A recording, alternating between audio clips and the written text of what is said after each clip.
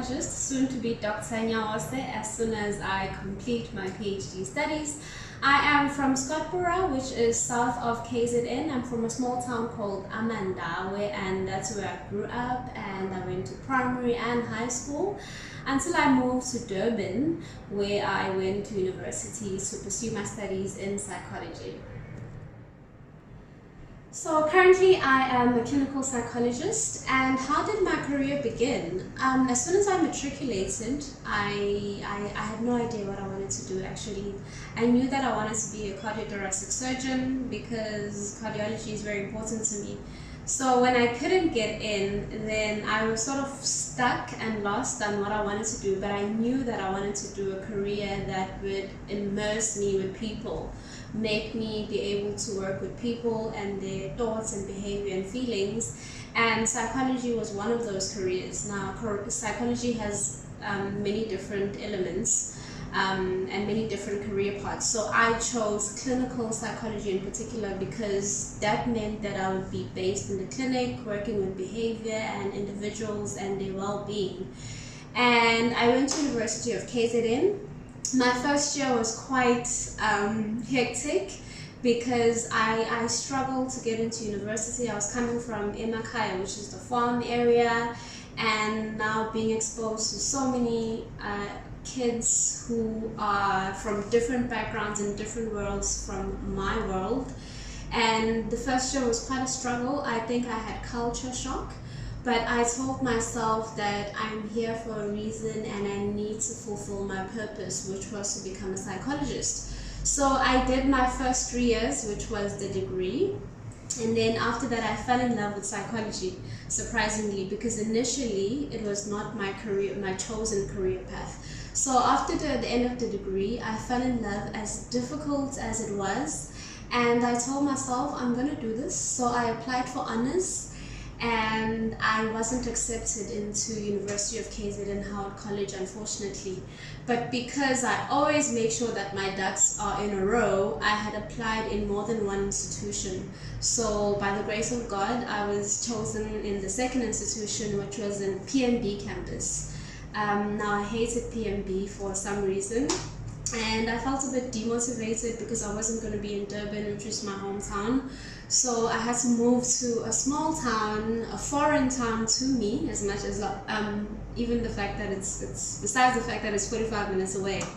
So I moved to PMB in the year 2011. And I started a new life. I did my honors and I also did my masters. Now it was very difficult getting into my masters because they only wanted 6 students in the whole of KZN. I remember when we went for the interviews, I remember there was about 200 of us, right? 200 candidates who had applied. And I was feeling so down because I knew for a fact that I'm definitely not going to get in. There's students from UCT, there's students from VITS, there's students from all walks of life, and here I am, just this little small farm girl. What do I know? And to my surprise, I got in. There were only 6 of us in class, and the year was 2013. And in the of the 6 students, there were 2 counseling, 2 educational, and 2 clinical students. So in the whole of KZN, I was one of 2 students, and I was surprised. I was beyond happy.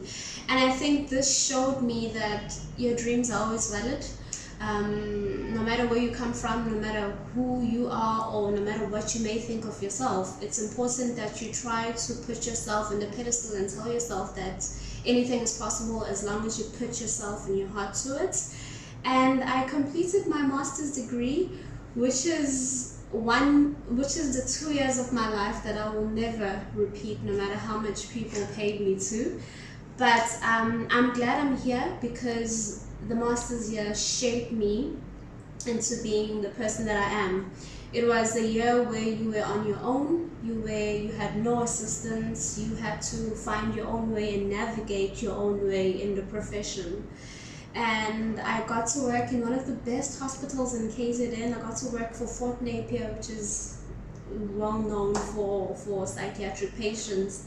I got to work and rotate in many hospitals in PMD, which are psychiatric facilities, and it really equipped me for the person that I am today. It shaped my professionalism and my competency as a psychologist. So currently now I am based in City Hospital, where I still consult. I do clinical work. I also do consulting work for organizations. And I also am a medical legal expert, where I do road accident fund reports and working with lawyers and people who have had MVAs, which is motor vehicle accidents, which lead to so many complications in functioning and well-being. So currently this is where I am, and I feel as if I deserve to be here. I belong here. So advice that I would give any woman or anyone out there who is striving for success is that, number one, firstly, you must acknowledge the fact that nothing comes easy. Everything will have its own different obstacles, and everything will also be life-changing to how you view the world, to how you view the challenges that you're faced with. Remember, not all doors will just open automatically. Some doors will need you to push and turn that key until it can open. Sometimes there are offers that will make life easier, but remember, nothing that comes easy stays. Things that you work hard for and sweat for will be very meaningful to you, because you understand the work that it takes and the commitment that it takes to get there or to reach that door. So what I would say to women is that try and try and try again. If no door opens, then create a door for yourself. Try not to limit yourself and be stuck within the box. Try to think outside of the box. If one doesn't work, then explore another avenue, explore another option. You know, be open to change, because sometimes we don't grow because we don't want to change, because the reality is that it's comfortable in a position where we don't change, because that's what we're used to, that's what we know, that's all we know. But sometimes it just requires you to get out of your comfort zone and say, I've been thinking about psychology for the longest time. I haven't been getting in. I've been trying for years, non-stop. Maybe just say, maybe I should try that. You know, maybe I should explore my options, explore my avenues. And be open-minded in everything that you do. Remember, umuntu ngumuntu ngabantu, which means a person is a person through the interaction with others. Meaning that you also have to be open to working with other people. You also have to be open to taking challenges with different people and seeing where that takes you in life. And what I always say is that the world is your oyster. Marvel and embark in everything that is presented to you. Sometimes things can come as negative things, but you know, how you view and how you respond to those things is very important, because you can change anything with your hands, as long as you are blessed with thinking capacity and a cognitive capacity to do so. Then take on everything that comes. And as it's Women's Month, we look at the struggles of past women and the struggles that they had to go through to get us to where we are. So I think being a woman means that you fight every day, maybe just a bit more than the male counterpart. It means that you have to prove yourself a bit more than your male counterpart, but that's fine. You know, these are challenges that we will be faced with in life. And these are challenges that we have to take on. And we deserve a seat on the table as women, because we need, if we are not being served any positivity or any growth, we need to start creating positivity and growth for other women so that they can come and also enjoy a seat on the table. So I'm wishing you all the best, and I hope that you believe in yourself and you believe that you will fulfill whatever your dream may be.